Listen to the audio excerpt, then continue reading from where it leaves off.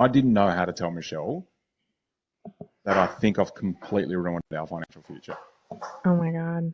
So I didn't. I went inside, kissed her hello, went straight upstairs, pulled an all-nighter, and had a full Jerry Maguire moment, like when he wrote his manifesto about like how he was going to do it. I did the same thing for our gyms, and tomorrow morning when we woke up, like it started what effectively became how I developed this formula to effectively triple our business.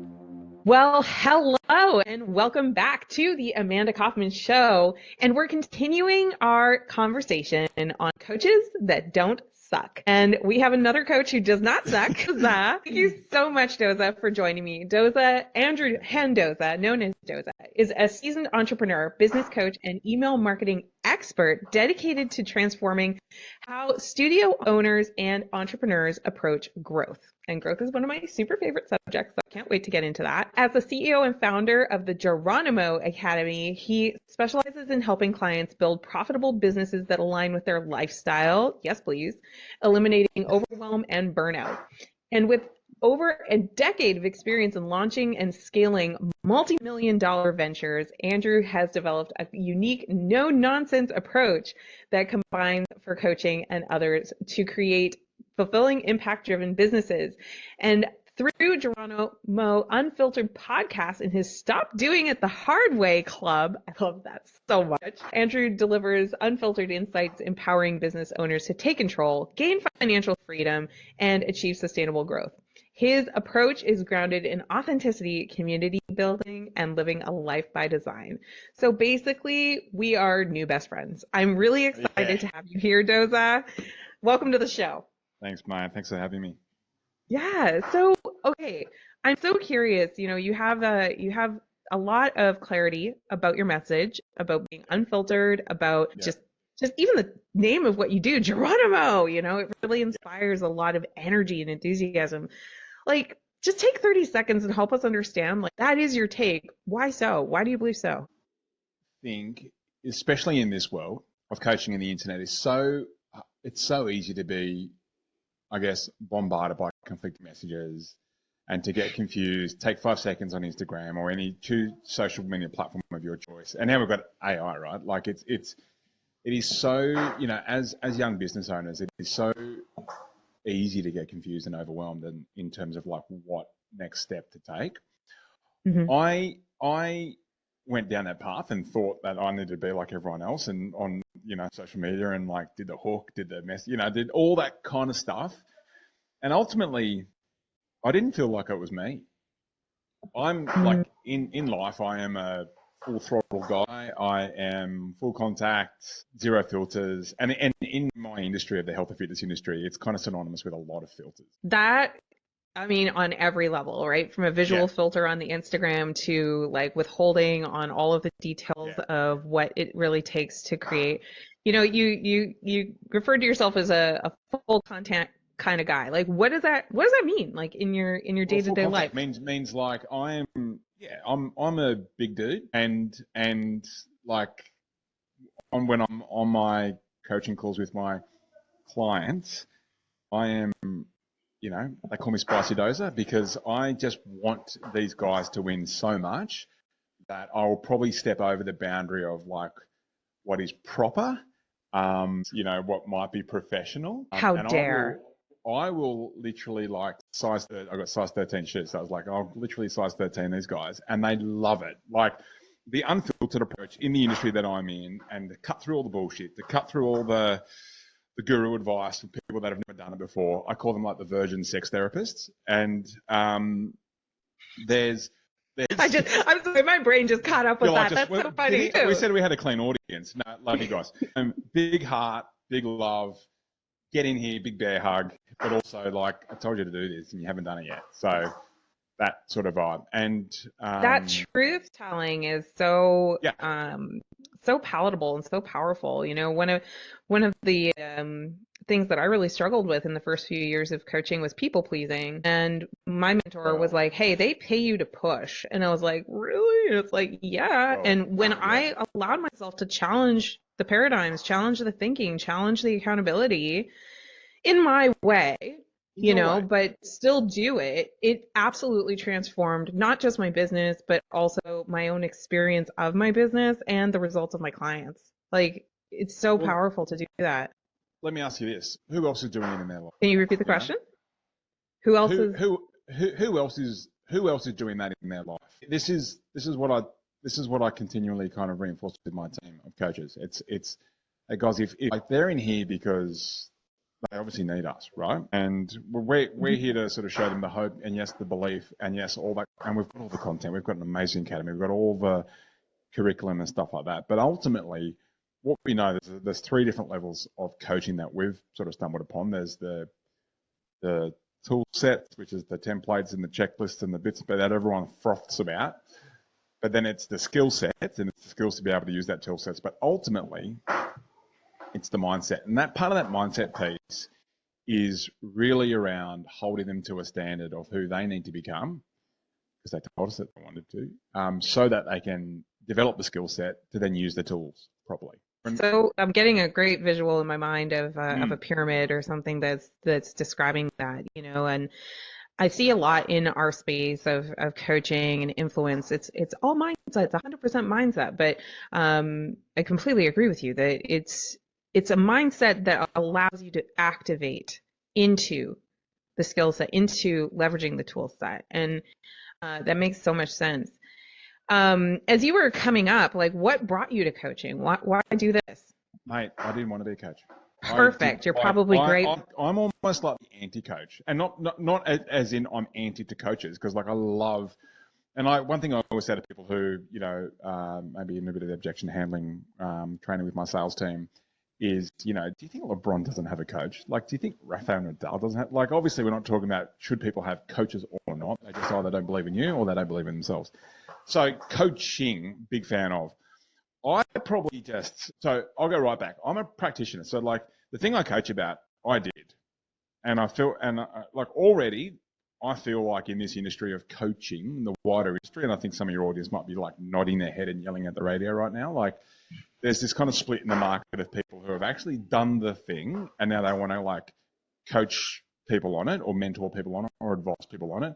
And then those that have kind of, and controversially, might have just, become a coach and have picked a niche. So true. I often tell people I'm a business coach. I've also been in business for like 18 years. So I Yeah, love business. I breathe it, right? And the thing I'm often telling and reminding my clients is like, hey, coaching is a really low barrier to entry, very high barrier to success place to play correct. because people And can smell it. Like if you're shoveling something, people can smell it and like they know that you're full of it and that you're just kind of reciting some kind of a script, which isn't so bad to have a script, but it's not if it's not coming from a place of truth, if it's not coming from a place of authenticity, people smell it a mile away and you get rewarded accordingly in the market.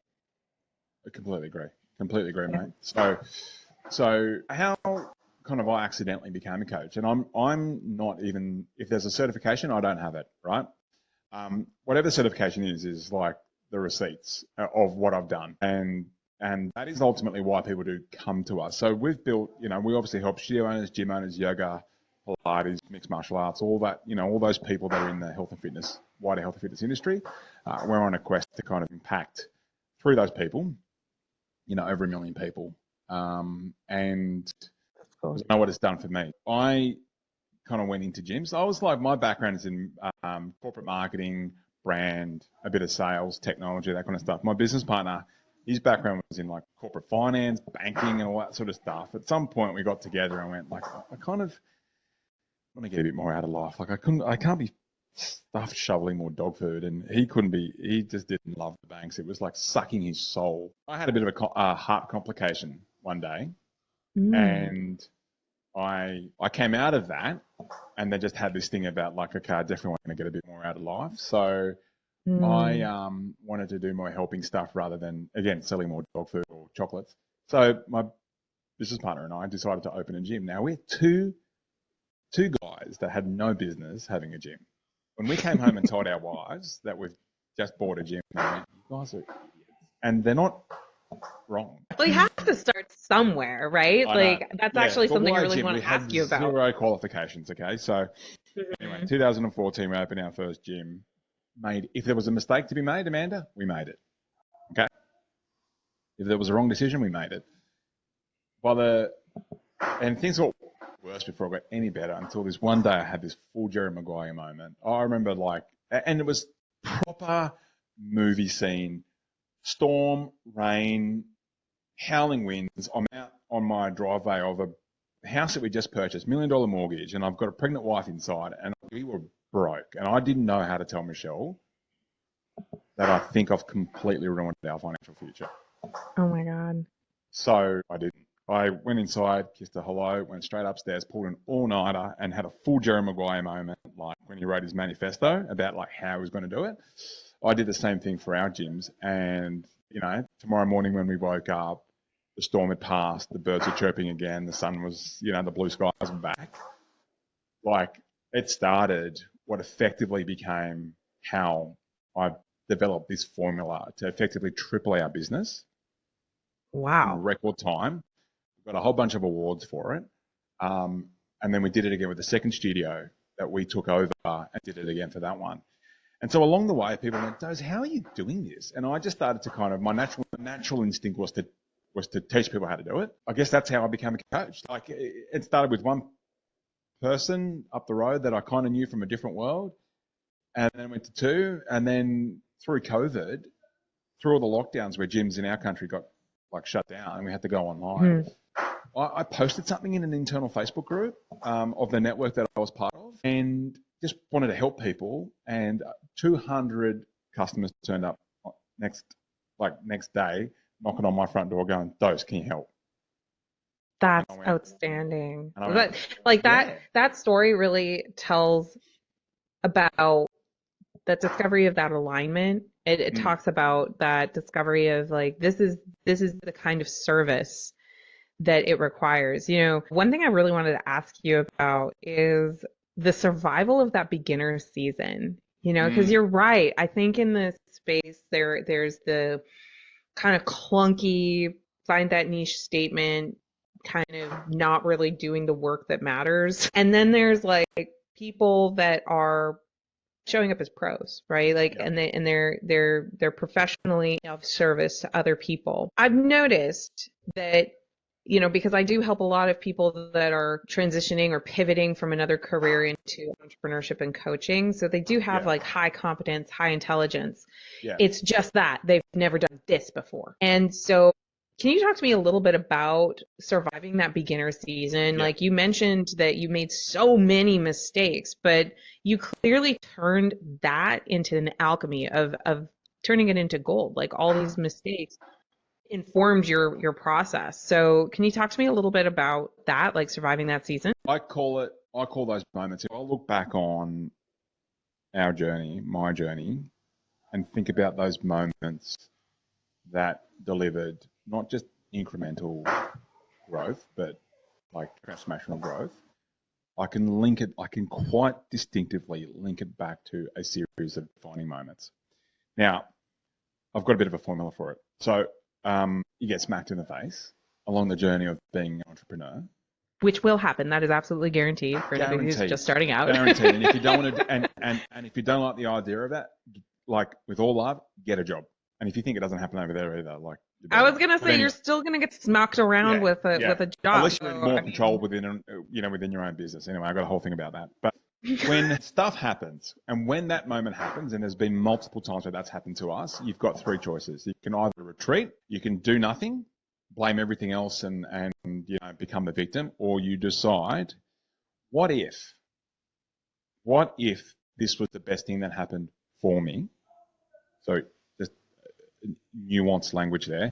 What if this is happening for me, not to me? What would I need to do to turn this into a defining moment? And then literally write it all down and then take massive action.